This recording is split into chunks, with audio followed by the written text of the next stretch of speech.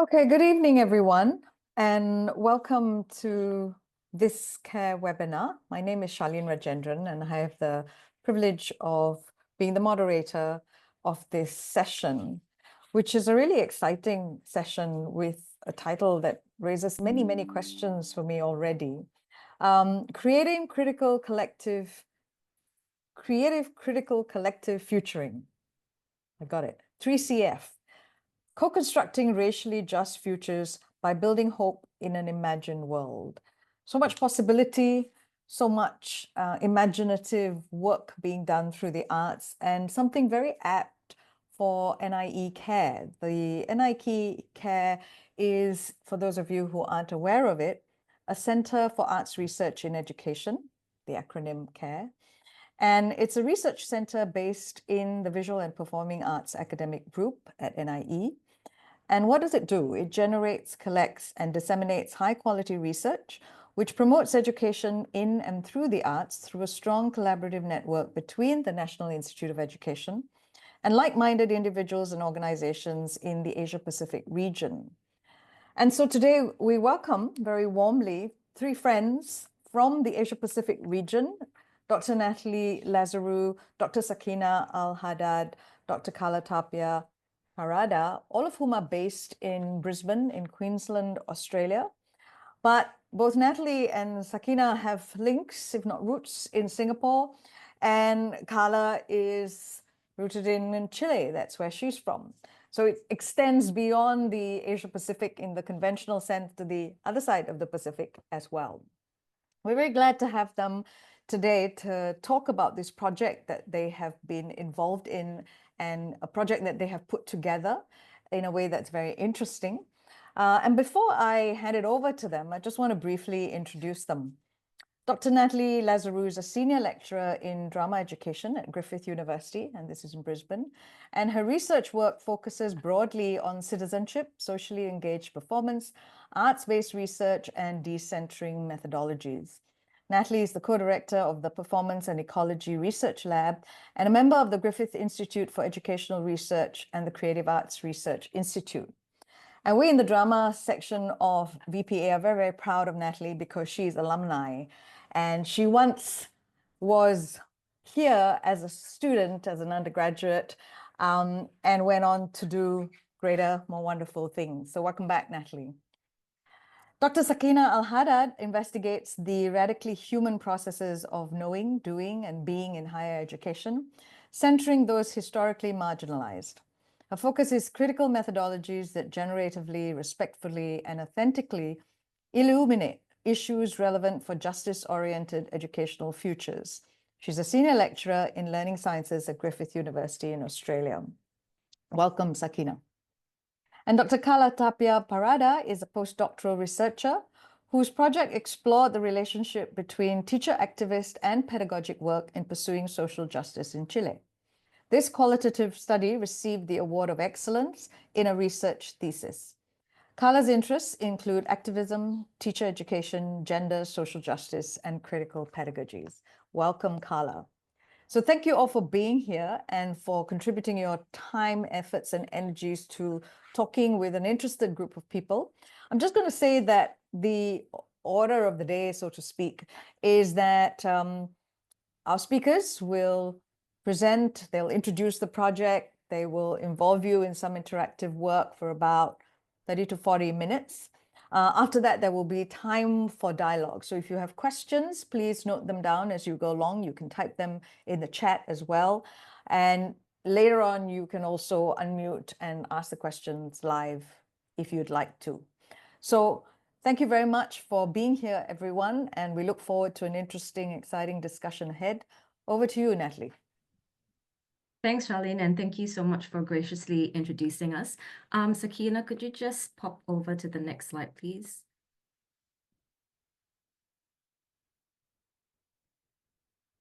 Thanks. So Charlene introduced us and our research backgrounds, but I thought we might start the presentation proper by talking about our positionalities, just to contextualize our work and why we do it. So Sakina and I both, as Charlene mentioned, we have roots in Singapore. We grew up in Singapore as ethnic minorities. Sakina, I'll let you kind of briefly talk about your descent. But for me, I identify myself as a Kristang woman. In Singapore, you might use the term Eurasian, but for me, I think Kristang reflects my cultural identity a bit more strongly. Sakina, do you want to quickly talk about yours? Mute. Yes.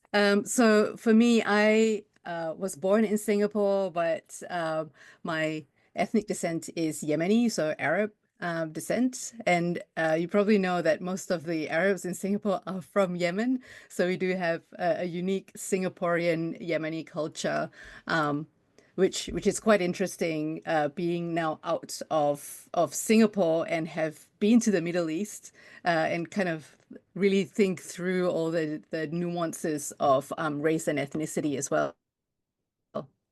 Yeah, and Carla? Carla? Thank you. Well, I am a mestiza from Chile, and being mestiza means, first of all, as Spanish is a gender language, that I identify myself as a female, and also mestiza is having roots from indigenous and European descent, which in our case mostly is from Spain, because those were our colonizers, and my first language is Spanish, so I apologize in advance for any mispronunciations. And so what draws us together as a research team is our collective interest in social justice, and we draw strongly from our own personal experiences in both educational and community settings, both in our home countries, Chile and Singapore, as well as in our current place of residence and work, which is in Australia. And so one of the reasons why we often talk about our positionalities, even in academic outputs and papers, is that we acknowledge how we bring our lived experiences and our identities and how that influences the way we engage in things like research with our participants, and how it comes to bear in terms of the work that we do. Sakina, next slide, please. So as we've just mentioned, the three of us are located in Australia. We're economic migrants, and we also recognize that we work and live on stolen land and acknowledge the traditional custodians of the land on which we now reside. So for Sakina and myself, we're based in Brisbane. They're the lands of the Yagara and Turrbal people. Carla is based on the Gold Coast, the lands of the Yugambeh and the Kubameri peoples. And so we also reflect on the importance of the we reflect on the historical context of invasion and colonization and its ongoing effects on Australia's First Peoples. And in that respect, we appreciate the work done by our Indigenous colleagues within this space. Carla, do you want to take over the next bit? Yes. First of all, I'm going to talk about what our colleague, Dr. Debbie, Associate Professor Dr. Debbie Bargali's work. But before that, I would like to sort of mention that Australia is often painted as a successful multicultural nation, but that in itself is very contagious because yes, half of Australians have at least one parent born overseas, yet we always wonder, like, are all these cultures equally included in the Australian society? So despite policies promoting multiculturalism, the reality is that Australia perceives itself as a white or predominantly white space. So this perception can adversely affect the well-being of individuals, particularly of young people who are viewed as other, such as ourselves and the participants in our projects. So in the slide, we can see a quote, and some challenges to this, for example, is this Upton's work found in the mainstream Australia sees itself as a white space. And it's, if I peel off my black skin, maybe then I can integrate. So Debbie is one of the Indigenous scholars who has questioned and complicated this perspective of multiculturalist Australia and policy in Australia further. So if Debbie's work, as I said, has clearly criticized and problematized this discourse around successful multicultural Australia. She's an Indigenous scholar and critical race theorist. She's known for her work on race, racism, and Indigenous issues in the country. And she, as I said, she's Indigenous. She's a Kamilaroi and Wanawara peoples in New South Wales. And by reading her work, I have been able, and we have been able to understand how colonization is still visible in the Australian society. In one of her last publications, for example, which you can see, Sakina, in the next slide, she talks about, she first of all, she co-authored with two other female authors, also from Indigenous or minoritized, at least, groups. And she talks about breaking the racial silence. And she explored how current race structures still negatively affect people in Australia. And they argue that language permeates institutions, workplaces, and it's embedded in our everyday lives. So there's a clear racial contract that works as a pedagogical practice as well, which secures whiteness as a structure for possessive power. And we know much has been discussed around decolonialism or a decolonized society, but we should remember that colonialisms and colonial legacies have been built on unequal power knowledge hierarchies, where they are constructed in binaries between the northern or western and the other, which is usually the southern. And one group has been constructed as superiors and the other has been constructed as inferior. And there's not much space to create conversations, because conversation implies two equal parties, and implies as well like ongoing and conversations and listening positions, which usually don't happen. And because of this, we should question about the state of racial literacy in education and the obstructions and opportunities that we educators consciously and unconsciously place for our students, and how we can sort of contribute to this. So this work pretty much states that despite of our efforts, racial literacy in formal and informal education is often suppressed. And that's why, that's one of the spaces that we stand to create these kind of projects. So Sakina, could you move to the next slide, please? Because I think that I included one of Debbie's photos. And okay, I think I might You just need to reshare because it's a different version. Yes, I've got a different version on. I'm gonna so sorry. reopen the slide, okay? All good. Just give me a minute. And Sakina, please. It's all good. We don't need to see her. Got it. I'm going to share that one. Just a second. Computer's thinking. Of course. It also needs to think. Well, I just share in that It says, slide. please wait, we're still loading the presentation. And the last book that she published is Critical Racial and Decolonial Literacies. If you are interested in the topic, please just take a look. And Decolonizing Teacher Education, we all are educators, and we prepare teachers, pre-service teachers, to be in-service teachers. So for us, it's very interesting how this work and how it is developed and how the racial silence is still there. And that is the slide. Thank you, Sakina. There we go. That's the one. That's Debbie. what and you're there's referring to. What I was referring to and talking, discussing and exploring some ideas from there. Thank you. Fantastic. Thank you. Okay, so my turn, yes. So as Carla mentioned, we were talking, we're going to build on much of this work, and we're indebted to a lot of the work that Debbie Bargali and other people have done as well. But in this presentation, we are also going to offer a conceptualization of creative critical collective futuring, or we call it 3CF because it's such a mouthful, which is a convergence of applied drama and critical collective futuring. And we want to use this as an approach to imagine and enact a more radically hopeful and racially just futures. And we do this with a group of university students. And we see this as one way that we might approach the attempts to break the racial silence, as Bargali and colleagues talk about in their work on racial literacy.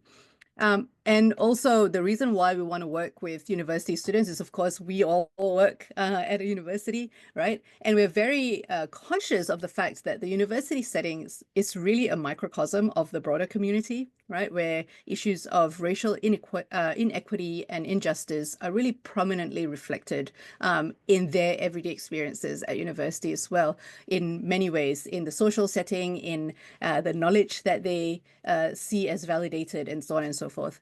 And further, we know that higher education often purports to be a space for social progress and reform, and it's ecologically entwined with multiple systems of society, yet we know that this has not really been realized. So we're very interested in that element as well. The other bits that we really want... Sorry, Nat, just you to wanna jump go? in as well, even though Sakina, Carla, and myself are looking in the context of racial justice that is directly related to our research, we also see that 3CF as a concept can be applied to other justice contexts. So whether it's economic justice or things like climate justice, for instance, so just kind of contextualizing the applicability of thinking through 3CF. Yeah, that's a very important point. Thanks, Nat.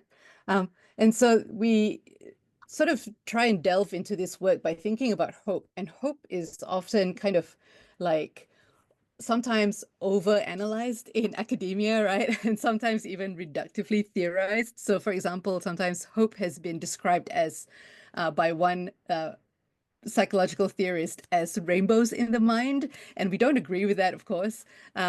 And we don't care so much for also theorizing about hope this minute, but rather we want to assert as per the principles of social transformation as justice requires. And so we use this utopian methodology where an element of hope is critical in that sense. So we're going to talk a lot about this. For this presentation, we're going to flag that really hope is important for us. And in particular, we think about radical hope. And so we take 3CF, the methods of 3CF as acts of hope, right? As we collectively imagine what transformation or transformation that could be, where agency, we think about emancipation and liberation, where that can actually be real. And radical hope means we're critically refusing to abide by the limitations and oppressions of the present and, of course, the past as well. And what's critical here, which is one of the C's, is collective. So we believe in the power of collective hope for futuring for justice. So I'll just quickly talk about what 3CF really is about. And we want to think about this as embodying racially just imaginings. So as I said before, we position creative, critical, collective futuring as both theory and methodology. And so our concept of 3CF weaves together that critical collective futuring, which is a constellation of practices from design studies and learning sciences. But importantly, it's organized around a set of principles and commitments to transform the education and social circumstances of members of the non-dominant communities, as we talked about, as a means for promoting social, educational, consequential, and dignified learning. And for this work, we're really indebted to Professors Chris Gutierrez and Susan Jarrow for their work on utopian methodology, which is called Social Design-Based Experiments, which is called SDBE sometimes, which comes with this family of commitments and practices that really support honoring what's already happening in communities and working towards, learning, healing, and transformative justice. So we're not trying to change people, we're not trying to tell them what to do, but we're elevating their voices. And we're kind of facilitating that rather than, kind of changing things for them. And so an important part of the work of futuring, therefore, is for us to kind of tune in to that bringing of the past to the present. But at the same time, we want to seek to better understand how, in our case, racialized people make sense of and collectively act with radical hope in the face of intersectional oppression. So with that, I'm going to break down what 3CF is. So the futuring part is that practice of envisioning and enacting the future. And that's where the applied drama really brings this to life as well. The then critical futuring is, of course, to do so in ways that expresses some form of sociopolitical clarity, because we want to acknowledge that our experiences in everyday life is affected by sociopolitical stuff that's happening. So critical collective futuring is how people come together, that collective, to bring together that future into practice through ways that they might interact with each other, but also as a collective rather than individuals together, so to speak. And so the creative is the novel thing that we're bringing to this work. And this recognizes the particular ways that creative modes of expression, and in this project, particularly drama, can enable and for particularly historically marginalized and minoritized people to engage in critical collective futuring about the experienced or observed or anticipated injustice through that embodiment of their desires within fictionalized contexts. Natalie?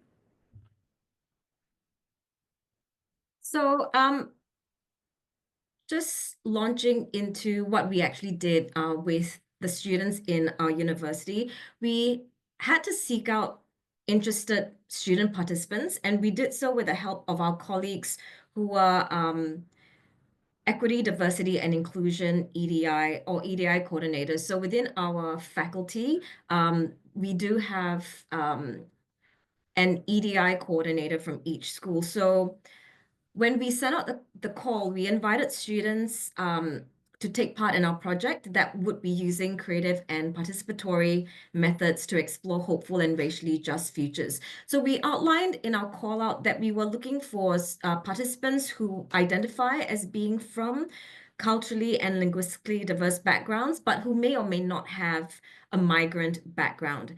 And when we sent that call out, we asked them to share with us via like an online form why they wanted to be involved, but also what their social identities were. So you can see from the word cloud there on the slide, a very intersectional kind of expression of how they saw themselves. So a lot of the participants that ended up being part of the project, a lot of them were first generation immigrants or were from some kind of migrant background. There were some who were from refugee backgrounds. Quite a number of them were from low socioeconomic backgrounds, and quite a number of them were also first generation university students as well. And they, a number of them were English as second language speakers. So their home languages were Arabic or Hindi or Afrikaans, etc. And yeah, so you can see that kind of intersectional collective of participants that we had. And we also wanted to have staff members join in as part of the participant group rather. And we ended up having 2 staff members who were also actually from Singapore. So it was a nice mix of staff and students. We had more students, of course, than staff. And out of the 14 students, they all came from a range of disciplinary backgrounds. And I think 3 of them were doing a creative program at uni, but none of them were actually doing drama. Yeah, so that's our participants. Next slide, please. I think that's Carla, that's yours.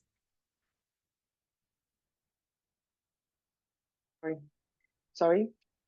So what we did a pre-workshop activity first, which was to catalyze a sense of community for the participants. We asked them to respond to 2 writing prompts. These were, what's the story behind your name? And the second prompt was something that underlines motivation to work on racial justice within the context of higher education and Australian society. And everyone could read each other's entries, their stories. Then we did a 3.5-hour hybrid workshop. We had Sakina and Natalie were on campus. I was online. We had these 2 groups because we wanted to support equitable participation. Griffith University is a multi-campus university, so there were many students from, I don't know, the Gold Coast, Brisbane, Logan campus, etc. Also, students reside in other states. Well, we wanted everyone to be able to participate. So in the workshop, we designed with our emerging concept of 3CF in mind. So it was creative, embodied, and responsive to stimuli, retelling stories of racial joy. That's another activity. We did a digital privilege walk, which I found very amusing and interesting. And then we also created some short scenes on to restory radical racially just futures in the year 2056. And we will talk about these activities later, because I think that some of them are very interesting to share. And the post-workshop was, we had interviews and research conversations with each participant. And then we also invited them to submit to us their own individual versions of a racially just speculative future. I want to add that we created a story as one of these prompts, and the story became like true. So we're going to explore that as well, because I think that is very interesting. And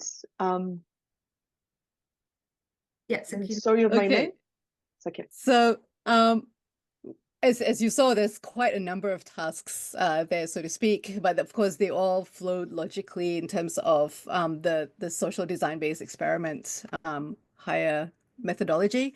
And for each of those things, there's quite a lot of rationale that and principles that underlie all of those. So we're just going to go into a couple of those. And one is that story of named task that Carla mentioned, which was done prior to the workshop itself.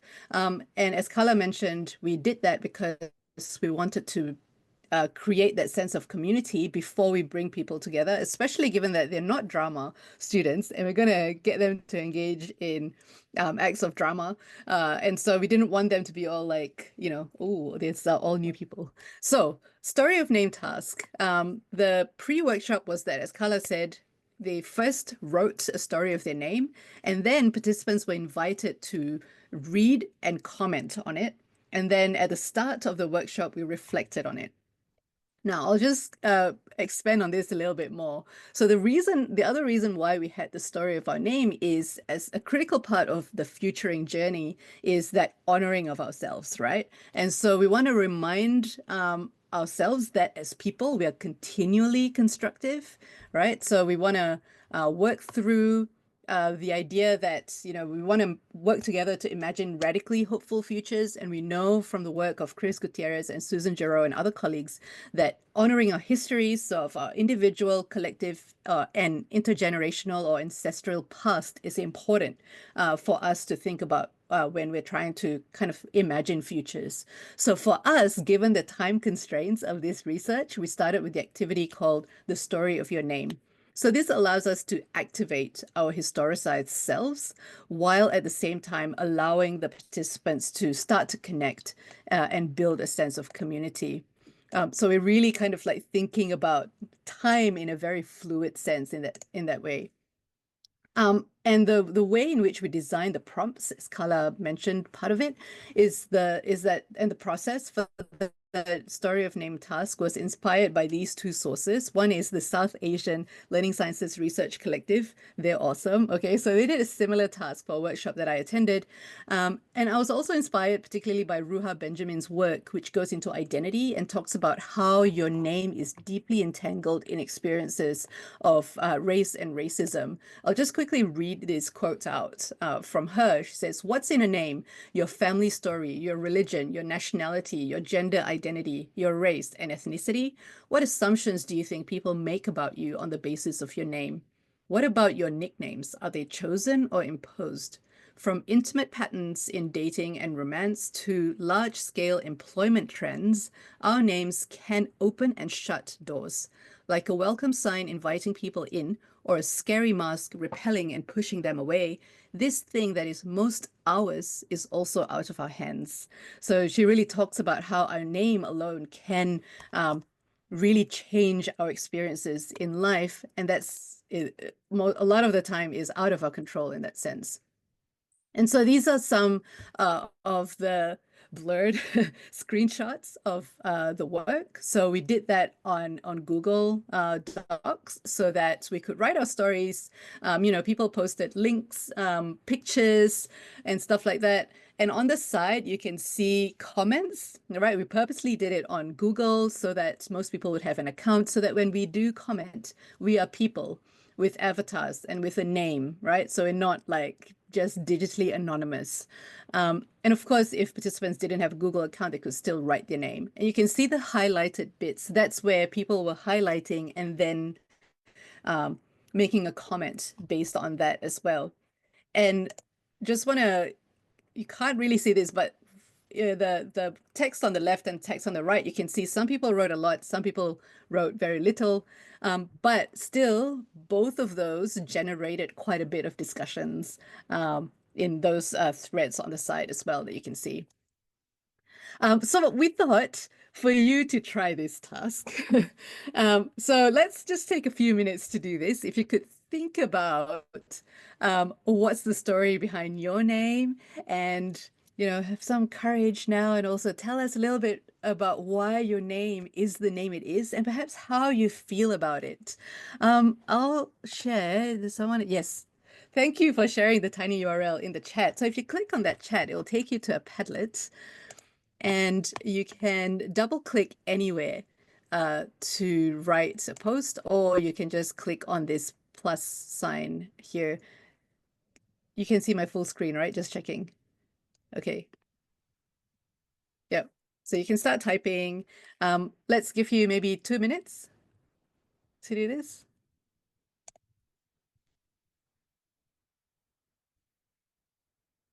If you can't access the Padlet, just feel free to type in the chat as well.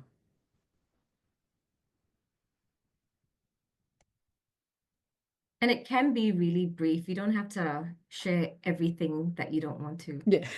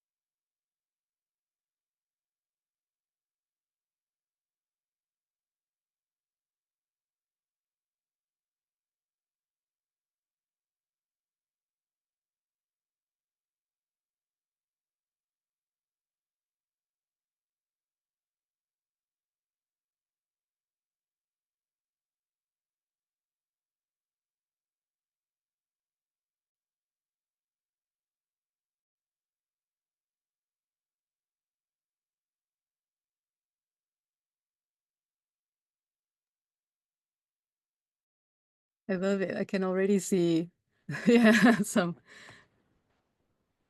really great stories. So imagine doing this in a few minutes, and if you had all the time in the world to do that, and yeah, some people really went into quite a bit of uh, background, and some really funny. Farisha, Sasha, I thought that's so cool as well. Your name. I love that Parinda named me after his favorite Bollywood actress. I can see people also hearting comments. Thanks for doing that. Shall we, I think people can just keep adding, but shall we just move on just for time? Yeah. Yeah, sure. Let's do that. I'll go back to the slides. So you can go back to this after the session as well, and still keep that going. Now, where is here we go.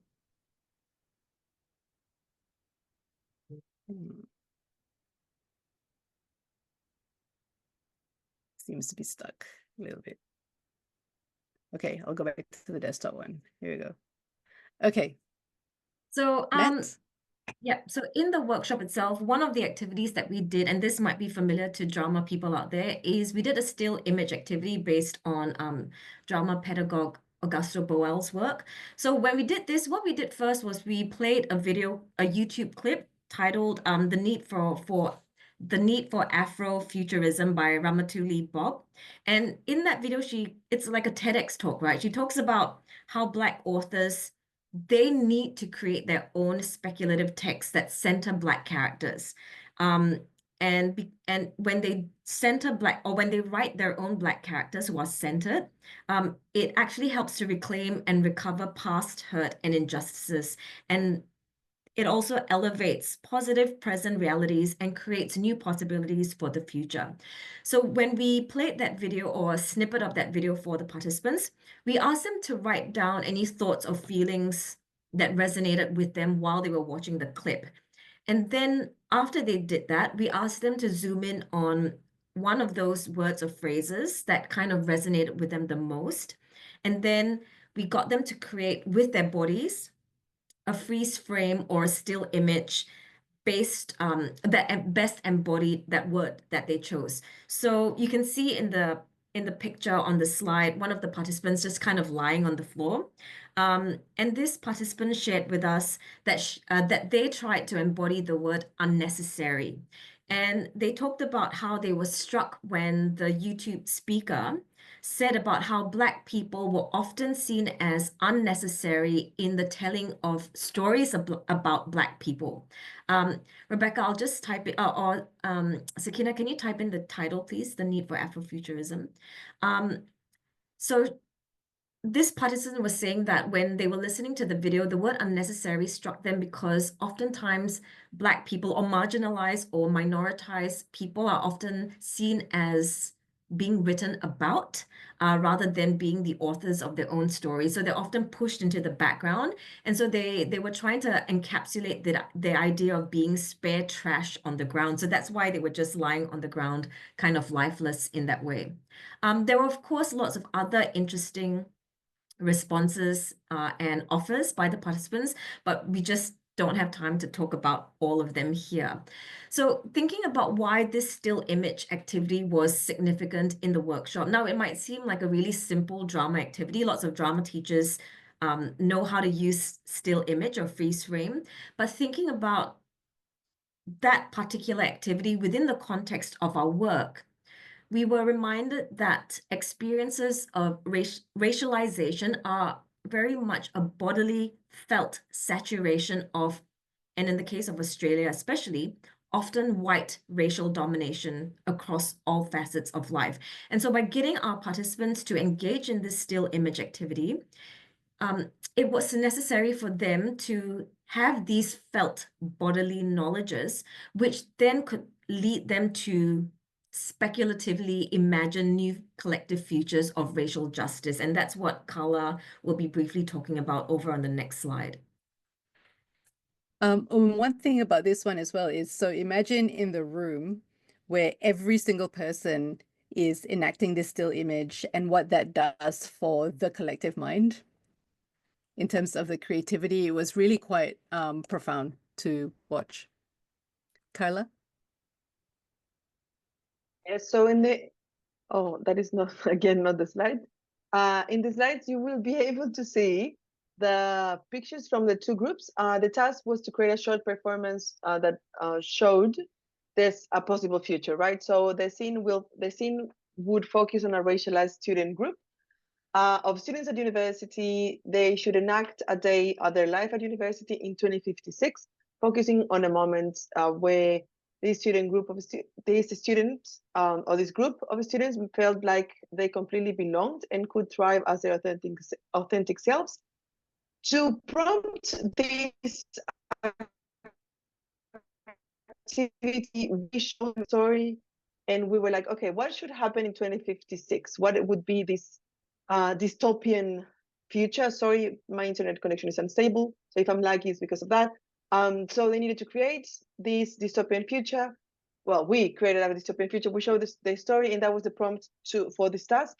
And in our story, should I say how the story started, or is it too contentious today? Well, okay. I'm saying the story. I'm saying the story that you're not responsible for this. Like, the story started and this was saying, way before, right? This was last year when we wrote the dystopian story. Look, yes, so I think we can predict the future. Yeah. Yes. So our first sentence was, is 2056, Trump is still the president of the United States. So they became real, I guess. It's not 2056, but still Trump is the president of the United States. And why we thought that it was a dystopian future, it would prompt... But it was not, sorry, Carl, it was not just that Trump was still the president in 2056. He was kept alive. Of course, it wasn't. By technology created by Elon Musk. Yeah. Yes. It was technology created by Elon Musk. And there was this story about this girl who had like a family, and that she lived underground, like with different sort of resources, because she didn't have much money. She was a minoritized student and she wanted to go to uni, but she didn't have the resources. So then they needed to create a story. They needed to incorporate inspiration from one or as many of the posters that we shared with them as well. Some of the posters have been included in these slides, by the way, such as the one that was Toni Morrison. We had one of those. Draw on the felt cultural and community knowledge when restoring their future. So we had this, they needed to include this radical aspect. And in the pictures, like the one of the top, it's the group that was on campus, and the one at the bottom is the group that was online. They created very interesting stories. For example, the one on the bottom, I think it was a story about a group of students who something was going on that day at university and in the world, apparently. So it was all over the news, and they didn't feel like attending to a regular class. So they would ask the teacher to cover this content during the classroom and do something else, not just like having a regular day, because something big was happening and they were feeling it, and they needed something like a space to discuss and to breathe. And the one on the top, do you remember the one on the top, Sakina? Yeah, so maybe not specifically individually, but a lot of the groups in their hopeful futures in the year 2056, a lot of the students interestingly talked about being able to just speak in their home languages and write their essays and assignments in their home languages, and being seen as equally intelligent instead of having to write and talk in English all the time. And I think one of the reasons for that, one, is because a lot of them felt like when English is not their first language, they were often seen as not as intelligent just because they had a different first language, and they couldn't communicate what they knew because of higher education institutions in places like Australia, for instance, where English is the only language that is accepted as valid and ways for people to communicate their knowledge and understanding. But I think part of that is when we three were writing the dystopian future, we were thinking, what is the worst thing that could happen for minoritized people? One was that you can't even talk about things like race and racism, which interestingly in 2025 is coming true. You only have to speak in English. You can't celebrate the non-dominant culture. So if you think about in a place like Singapore, for instance, all cultures cannot be celebrated. There's only one culture that can be talked about, and any other minority or non-dominant cultures can't even celebrate in public. So you can't, you can't put out any decorations during your cultural holidays. You can't speak in other languages. You can't, everything has to be pushed underground and hidden. So the kind of expressing your own cultural identity in whatever way is not allowed, is prohibited. You can't even ask for things like equity or inclusion or diversity in places like higher education.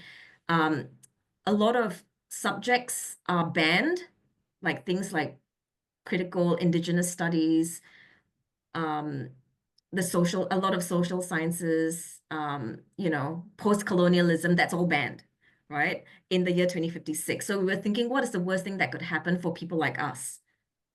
And so I think that's why in the racially hopeful future that a lot of the participants created in 30 years in 2056 was things like AI actually being used to bridge cultural difference, but in a way that can also capture the very affective nuances of culture that's not always easily translated by things like Google Translate or AI, right? And I think at first the three of us were thinking, how is being able to just speak in different languages radical? Like for us initially, we didn't think that that was radical enough. Like it was still quite tame in a way. But in talking to the participants and getting them to explain to us why they saw it as radical was an interesting part of that conversation process, right?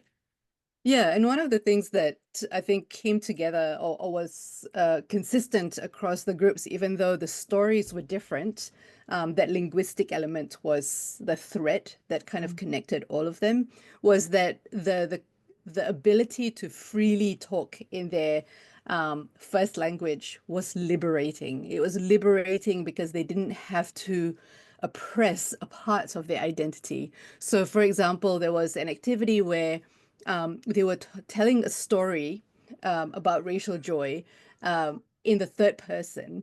And one of the participants actually decided to tell that story in their first language to the peer who couldn't understand that language yet. And they said that, you know, the story felt different in my language. And then I translated it to English, and it just wasn't the same. So I didn't feel the joy as much as I did when I actually told the story in my own language as well. And we really could sense that sense of liberation, especially one of the groups had the one that wrote their essays in their own language. They're like, yeah, we're actually reclaiming power because now the lecturer is going to have to learn our languages to actually, you know, like assess our work, and they're respecting our cultures that come with it and so on and so forth. You know, they kind of like connected it with also sharing their food and so on and so forth. So language was like that vehicle for liberating their sense of racial identity. I thought maybe just because I'm just conscious of time, do you want to just show the video? Yeah. Like we just have a video. So this was sent to us by one I'm of the gonna play. participants after the workshop. And he wrote a poem and he performed it in terms of connecting to indigenous knowledges. So he's South African. And yeah, do you want to play from about, I think, 44 seconds? I can still hear drums.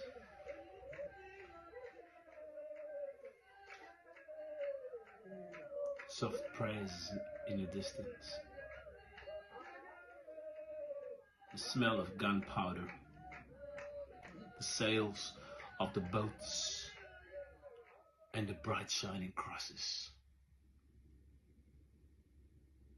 When my eyes opened, I looked beyond my spear.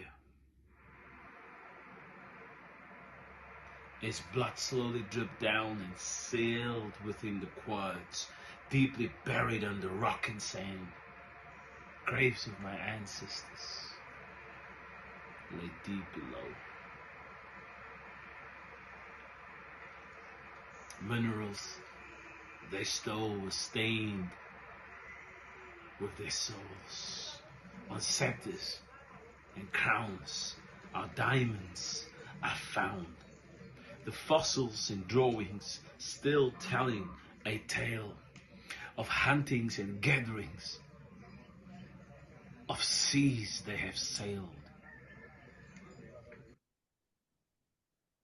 Yep, so there's more to come, but thanks everyone for your attention, and we're happy to open up the discussion. Yeah. Thank you very much, Natalie, Sakina, and Carla. It's a project that clearly generates a lot of dialogue and a lot of questions and a lot of thoughts about who we are and how we navigate the spaces that we share and occupy together. I'm going to start by asking a couple of questions before I open it up. And I wonder if you could say a little bit more about this idea of a radical hope that needs to be co-constructed collectively. Because you talked about what it means to share stories, and stories is an important part of it, such as the story of your name, and the Padlet example gives us a little experience of what it's like to even begin to share that kind of space and to imagine the connections and links and so on and so forth. But why is it important?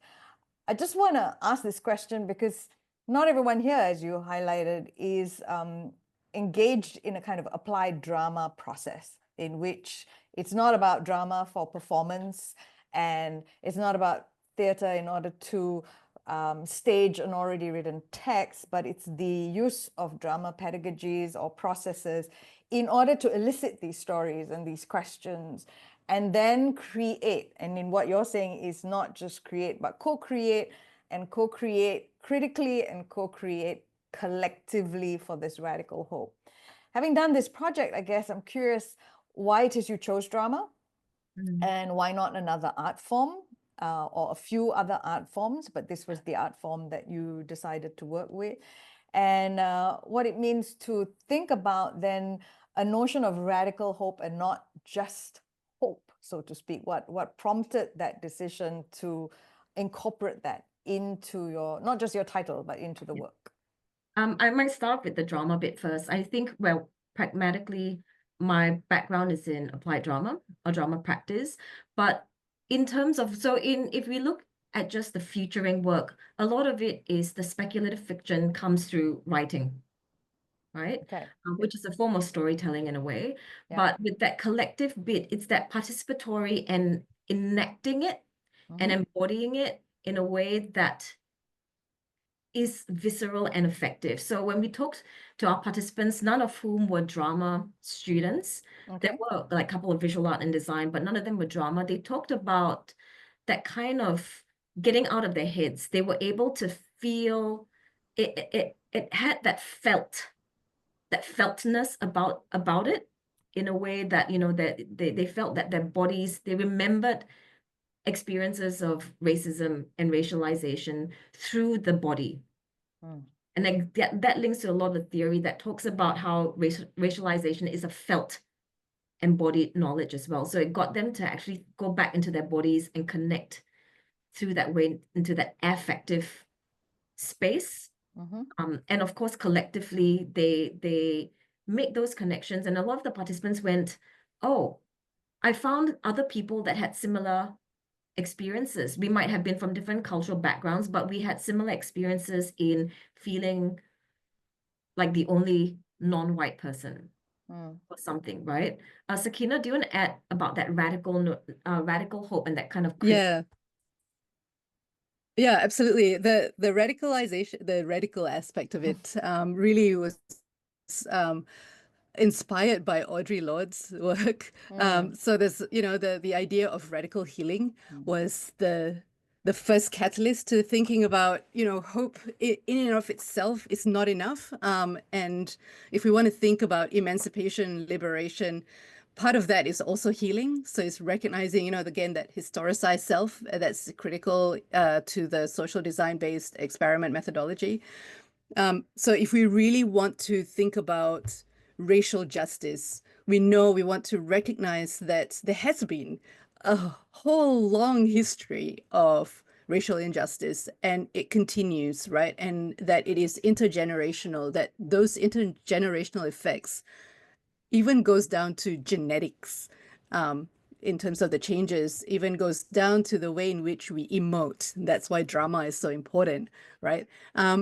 But also at the same time, recognizing that the emotions that we experience about race is not just tied to racialization, so other people's perceptions of our race and how they perceive us or treat us and so on and so forth, but our own perceptions of race. And that's why we brought in things like racial joy, right? And bringing things like, yeah, radical hope, because we want to bring that to bear that, hey, if we want to reclaim power in the sense of radical healing, radical hope together, brings together that solidarity, brings together the strength and all of those elements that in the face of a long history of oppression and injustice can bring things like despair and hopelessness more than things like hope and solidarity and allyship and agency, right? And we wanted to shift that. Okay. So that's the whole idea, that we wanted to support them. And, we were wondering, would this work? Could this work? Yeah. And it was really, it really became quite experiment. It was illuminating that. Sorry, it was really much an experiment, right? We were exploring this. We weren't sure how it would turn out. Mm. Yeah. Mm. Yeah, Yeah. and So we that were leads... quite, Carry on. we were quite, I think based on theories, we thought it could be this way, but what we observed was more than what we thought would happen. Okay. Yeah, in a positive sense. And that leads me into a follow-up question. I'm aware there are people who are educators in the room, curious about different approaches, methodologies, research modes, and so on and so forth. What were some of the difficulties in putting together the project and enacting the project and making it happen? And not just in terms of funding, etc., in terms of the pragmatics, but actually, what were moments in which the struggle with communication? You talked about language. Not everyone's first language is English.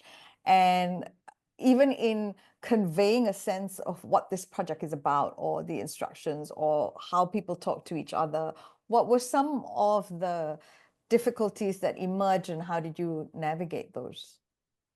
I think our participants were all quite, because they are university level and they're very kind of, they really wanted to do this work. So they knew in terms of maybe the sensitivity of the content in terms of talking about racial justice. They knew and they were prepared to do that. I think what we struggled with is I think it needed more time. Yep. It needed more time to build. And as you know, Charlene, like drama needs to, it needs to have time to develop. It needs to have time for people to think through practice and all that. And I think time was a big factor. And one of the participants did say that she wished that there was more time to actually do it. So 3.5 hours, one workshop, even as an experiment, was nowhere near enough to explore that. Because so much had to be done in the lead up to actually them creating the future stories, that the time to create the future stories was not that long in comparison. Okay. Thank Yeah. you. And anything else emerges as a struggle or point that you might change differently, or you might do differently another time? I don't know whether it was like a big struggle, but like in terms of practicalities, for example, when we ran the workshop, we did it because we aim to be, so everyone had access to our workshop and everyone could participate if they wanted to. We had the online and the on-campus one, but because Radical Hope is also about something collaboratively and it's like felt, doing it online was more difficult than doing it in person, because you don't see the person like you don't feel the person, and probably the connection between those participants was way like not as deep as the other ones, because we could see the other ones sharing food, for example, because we provided food for them and everything. So they bonded probably in a better way, more human way than the ones online. Yeah. And also all of the issues regarding technology or time, and it was like, okay, but this participant is getting in the room, but it's not getting, like, I cannot see them in the room, so how do I do it? So that would be also energy and time that we needed to very quickly sort of solve. Yeah, and I think it really reflected how drama is mediated in reality as well, right? So drama, if you were to view it in theater, for example, as opposed to the screen. So what happened with the online people for still images was that they would do things with their faces, because that's what you would see, right? That's where you cut off here. You'd have to stand pretty far away from the camera to get a full embodied sense of a still image, or just just embodying emotion. And so their responses were limited to what's on screen. Mhm. Yeah. Yeah, thank you. We have a question already in the chat, and we invite more questions or comments, or if you'd like to unmute and ask the question, please do so as well. Put up a kind of hand, as it were. So this is a question from Rebecca Chan. How did you measure the outcome derived from the, quote, radical hope process and experience? Yeah, for us, I think we don't measure in traditional ways. I think for us, and especially what we're currently writing an article, for us, what we look at are what we refer to as moments that glow, moments that really reverberate in us, moments that kind of move us in certain ways. And we kind of zoom in on these moments and question, why did that resonate with us in ways that make us want to think about that? So what were moments that we really keep going back to, and thinking as well about illuminating those moments in a way that connects to what the participants said and felt as well, but how we also kind of thought and made meaning from those moments. So I think the notion of measuring for us is not like, we can't measure it in a quantitative way. But like I said, it's going back to those moments, what really struck us in terms of people's images or what people shared with us or what we observed during the workshops and the research conversations. And what they said struck and what them. they said, yeah.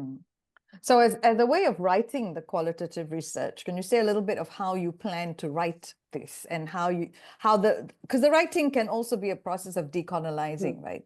So much writing has been about a particular colonized and colonizing academy. Is that something that comes into the choices you make for writing? Yeah, I think for this one, what we're doing is we're presenting the stories as data. The participant stories. We tend to use lots of participant quotes. And in terms of images, checking in with participants in terms of saying this is what we intend to use, and getting them to kind of respond to us as well. Okay. Yeah, and they also can create their own artifacts and outputs to share with us. And so we are thinking of ways to share those outputs there beyond words, like, how Clinton made a video, for example. Yeah. So how do we integrate that beyond the traditional journal article? Yeah. I mean, that's the challenge, isn't it? When the medium is limiting, then how do you go beyond that? There's another question that I want to raise, and from Jing Ting. How do you hope to see this research implemented in the education systems, if that was even an intention, I guess, either in Singapore, Australia, or Chile, or elsewhere? I mean, is that an intention? And if so, how would you like it to, I guess, go beyond the project into more wider spaces?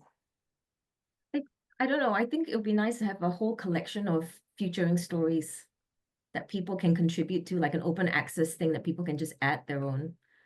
And what do you hope that will do? I mean, why have that? What are you thinking it could generate or become a resource for? Because some archives just become archives that are dead, right? And then the archival question is another kind of question. So when you think about this, what do you have in mind? I don't know. Yeah, so if you think about, if something like this was in social studies, for example, or, what the equivalent subject is these days that's related to that, where you have more provocative material, but provocative material that's actually created by students themselves, and see what that could generate in future, as opposed to us selecting texts that from Shakespeare or cultures that are not even our own and out of our contexts. Yeah. I think it's CCE, character and citizenship education, if there's anyone from I also CCE. think, sorry. CCE. I also think Yes, in like Carrie. mental health, like when you have this space and you like, the participants were so happy when they were like, oh, I found a person that has lived and experienced the same things that I have experienced. And that like actually made us feel joy. So if you go into, let's say, an archive and you can read other people's experiences and you can add yours, and maybe you can find friends, maybe you can find I don't know, something else than a friend, it's also like going to help your mental health because you're no longer alone. You're not just there left with no hope. You are finding someone that has the same experiences, is feeling the same isolation that you are feeling, etc. So if you think about mental health and all the issues we have in Australia or in Chile, I don't know about Singapore, but maybe you also have mental health issues in your population, it could be helpful. It's a very long shot, but we can start with something. And like, as in the presentation when you introduced me, like I am a very big advocate for activism, and everything starts very small. So you need one person collaborating with another person, and then you end up having very big masses moving for one cause. Yeah, So the and the other affinities- thing that, sorry. carry Yeah, on. so the other thing that kind of emerged, I guess, in and through the activities with the participants was that sense of agency, right? So I think, I don't know if you'll agree that starting the workshop to the end of the workshop, there was this greater sense of, I can do something about this. And I think that connecting that to well-being and mental health is, as opposed to thinking that I'm suffering this on my own, experiencing all of this on my own, it's an isolated thing, I'm so different from everyone, thinking that you just don't belong and so on and so forth. And actually having the chance to talk through these things, to be exposed to other people's stories and learn that, hey, actually, other people are experiencing these things too. And guess what? Together, we can do this. We can blah, blah, blah. So many things that, essentially started from, we're talking about difficult things and really uneasy about it, to, wow, we can do something about this. And that sense of solidarity and allyship was stronger by the end. So another question that's coming from Rebecca is, what was the dominant future that was being envisioned and projected? You talked, Natalie, about one of them being this idea of being able to use whatever language is your first language rather than having to, adopt the dominant language somewhere else. But were there other features of or threads in the kinds of futures that were being imagined?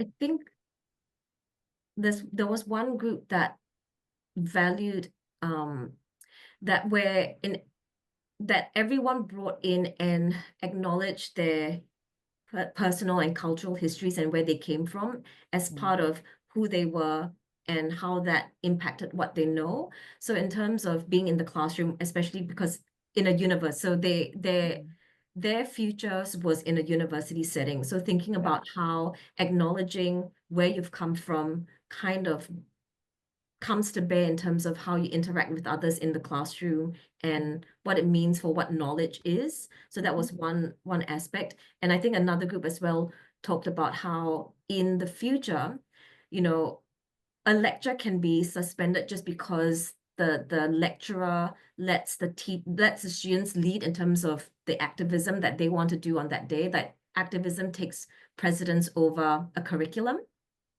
So we looked at things like an organizing pedagogy where students kind of go, well, today I think there's something else in the world that's happening that's more important than the curriculum. Can we go out on the streets and protest or something like that? And that the lecturer is in solidarity with the students and sees them as leader activists, and that's in the higher education space. So that was one of the things that came through.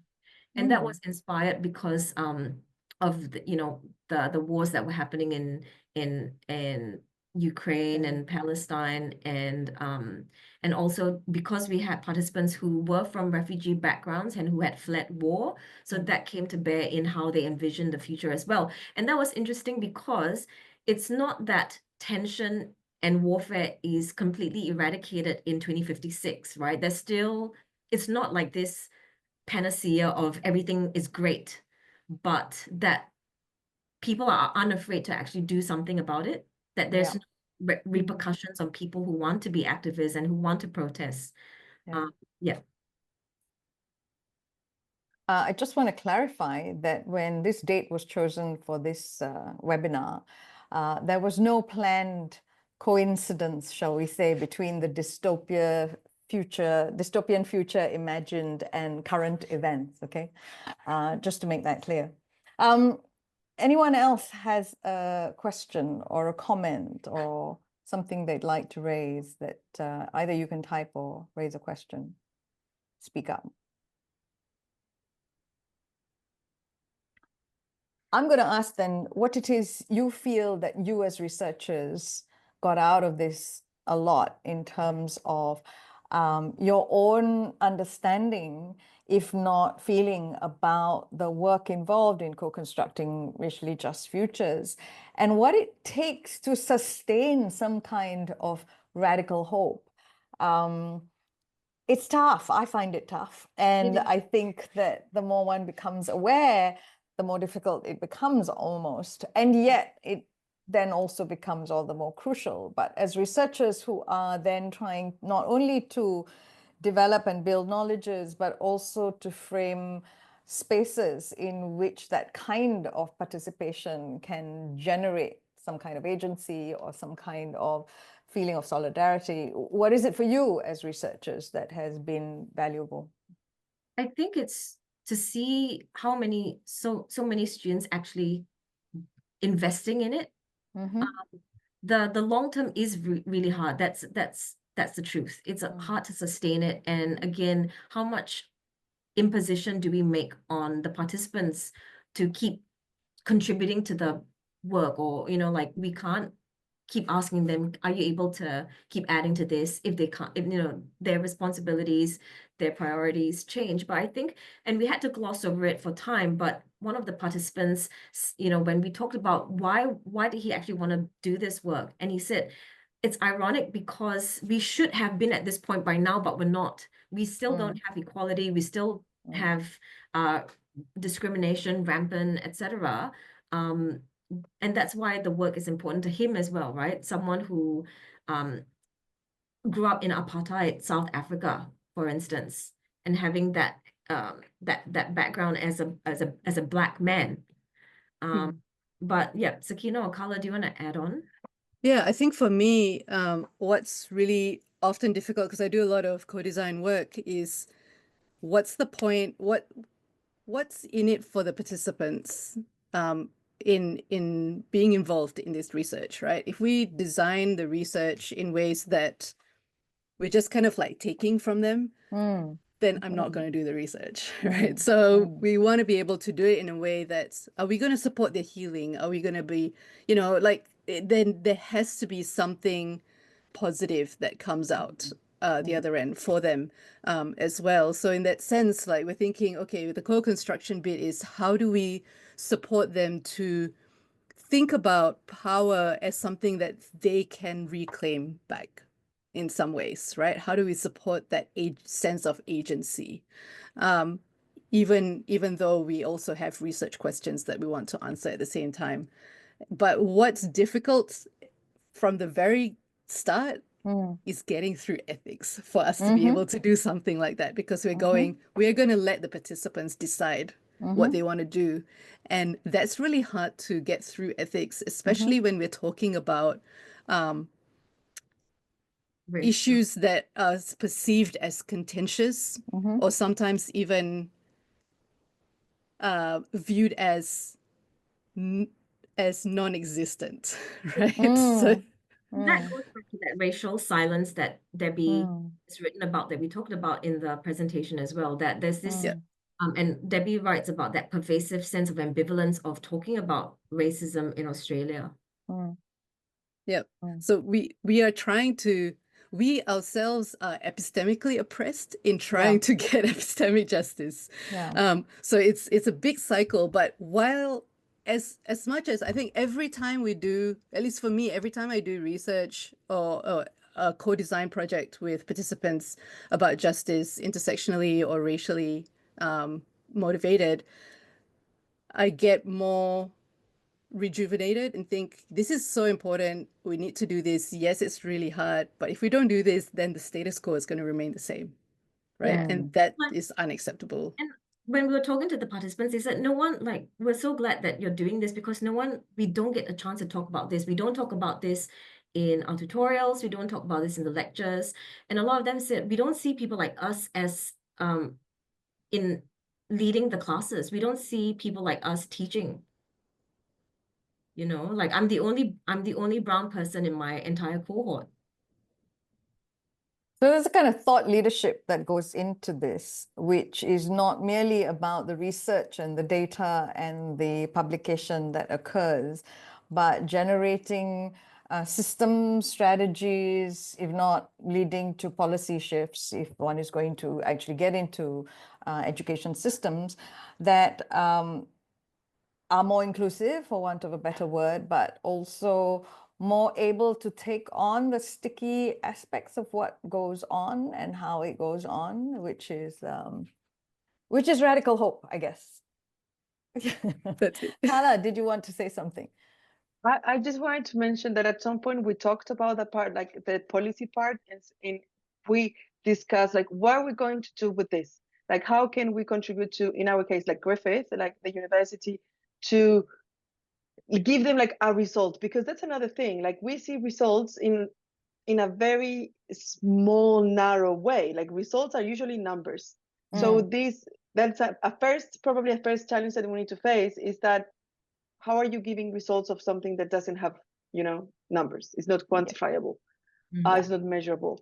So then we go into the co-designing part, as Akina mentioned, and we go to the ethics. It's like, okay, yeah, we're going to co-design, so we don't know what's actually going on here, but we do know, but we need the input of other people. And the ethics are like, okay, what are you going to do? Step 1, step 2, step 3. I'm like, I don't know what the participants will say. I cannot fill on these gaps or this form. And then I think that also I wanted to mention that when we had the discussion, like, because I have like 3 ideas in my head, sorry. When we had the discussion, it was like, we can inform that this is not discussed enough. And we need at least teachers, for example, discussing this in the classroom, that we need spaces for students to say, why don't I see another person like me in the room? Like we had one of the participants said, well, when I was at school, I like most of people were brown, then I went to uni and I was the only one. So I don't know what happened to them.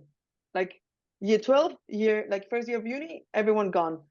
And so informing to the university so they could sort of do something, which might not, like nothing might happen, but we still did something and we're going to be happy about it. And the other thing, talking about decolonizing the previous question, I wanted to mention that doing co-design is also like a part of decolonizing, in terms of when we write, we position ourselves, we acknowledge our bias, we acknowledge that we are writing from a specific perspective. And then we try to participate with the people that we're doing research, rather than being in this ivory tower looking at them and then like taking their knowledge and then reporting it. We try to work with them. We try to help them to have more agency in like way that they want agency as well, not the way that we think that agency is good enough. So we have those difficult conversations, and that is also part of decolonizing, because we're like trying to open spaces to have the difficult discussions that are usually not held. And just to add, so the participant that you saw in that video, he was very excited to have his video shared with like audiences. Like, and he said Nice. actually doing that inspired him to keep writing more poetry. Yeah, and that becomes then the next layer of not just story, but artwork, Art making, right? yeah. Which brings me back to the importance of not just a pedagogic process, but a pedagogic process informed by artistry and the capacity to think imaginatively, creatively, symbolically, metaphorically, get beyond the literal. Yeah. And I guess a final thought question to ask you to reflect on is, when you talk about this poem that you selected, which is almost like it's spoken word in a way, because he performs it. It's not just the literary text and some of the other examples.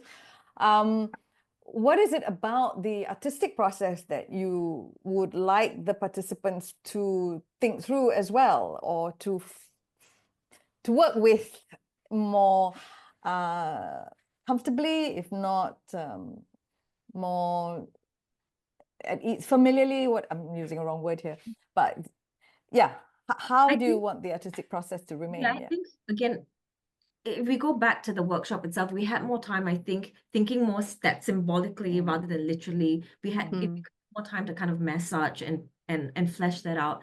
But I'm just thinking in terms of Clinton, who shared his video. Initially, he was like, "Oh, I think I want to write a drill rap." Okay. And then he came back and said, "No, actually, I think I want to." So I think you could hear he was bringing his culture into the poem, and Yeah. for him, when he talked about the process of that particular piece that he did, it's about so for him, it's about the resilience of his indigenous cultures and the importance that cultural knowledge and healing brings, because a lot of in South Africa, a lot of the indigenous cultures would have got wiped out or colonized, and invaded, and they had to speak Afrikaans, which is a colonizer language as well, right? And so I think, and in the instructions that we gave them, we wanted them to bring those community and cultural knowledges to bear.